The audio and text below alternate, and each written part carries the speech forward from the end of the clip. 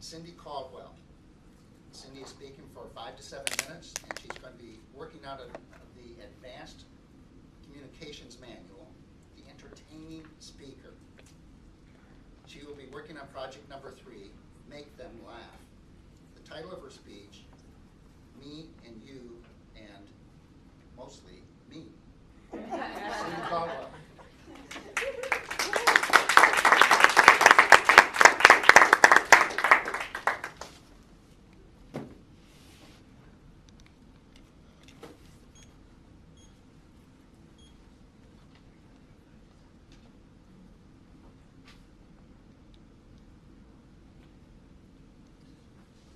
Thank you, Mr. Toastmaster, fellow Toastmasters, and guests. Raise your hand if you are the parent currently or have parented a teenager. Raise your hand if you ever were a teenager. Teenagers. That time in our lives where we think we know everything about that time in our lives where we think we are so totally cool and everybody else is totally uncool. Especially our parents. They're the most uncool. That time in our life when we're trying to spread our wings and learn to fly. Now, I know you all find this hard to believe, but when I was a teenager, I was somewhat of a drama queen. I know, I find it hard to believe, hard to believe. It was 1973. There were no cell phones, no texting, no YouTube. It was long hair. It was parties. It was the Partridge Family. I was a senior in high school. I was trying to spread my wings and fly. Now, in my household, my mom was the primary disciplinarian. And my dad was only called in when you needed the really big guns. Curfew was an important part of my growing up process. And when I was a senior in high school, my curfew was 12 midnight. Not 12:01, not 12:02, but 12 midnight. So unless you called or aliens had invaded, you needed to be home by midnight.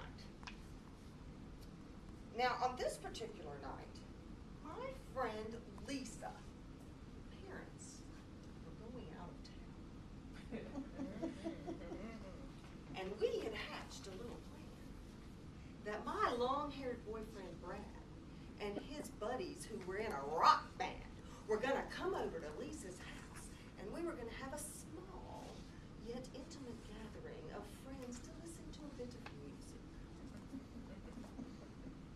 Later that night, 100 to 125 of our very closest friends had gathered there to listen to a bit of music, party and gather together, and do what teenagers do when there is actually zero supervision. Now as time can do, had gotten away from me.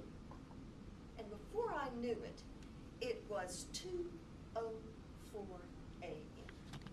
Now the reason I know that it was 2:04 a.m. was because the telephone rang. Bring! And my girlfriend Lisa answered it. Hello? I need to speak to Cyndi. It was my dad. Lisa plowed through the crowd and found me, and she said, "You've got to come to the phone." I came to the phone. Hello? You better be home in 10 minutes or I'm coming to get you.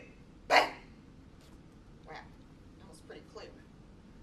So I ran and got my boyfriend Brad, and I said, come with me, I've got to get home in 10 minutes or my dad's going to kill me.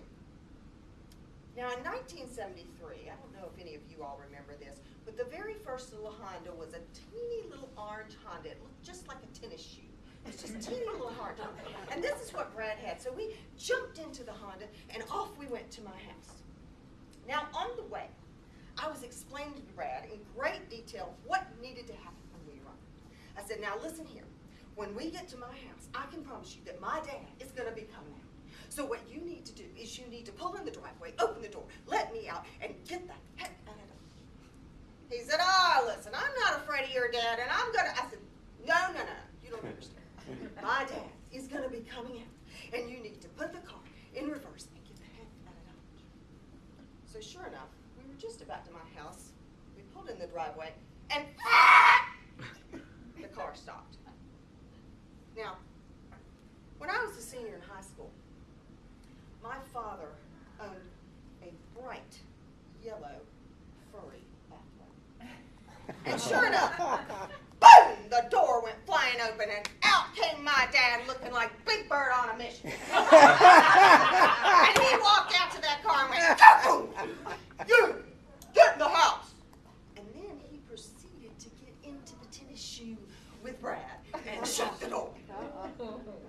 Now, it's only folklore what happened next. The story goes that my dad took a flashlight, shone it into Brad's eyes, and said, "Do you know what time it is?" "Yes, sir."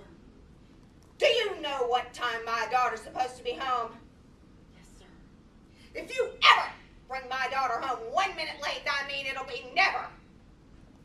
Trust me, it's going to be me and you, but mostly me." And he got out of the car and slammed the door. In the meantime, I had walked to the front of the house where my mother was standing in the foyer with her arms crossed. She proceeded to explain to me about family rules and the length of my restriction. Time went on. I was no longer dating my long-haired boyfriend. I started dating my short-haired husband.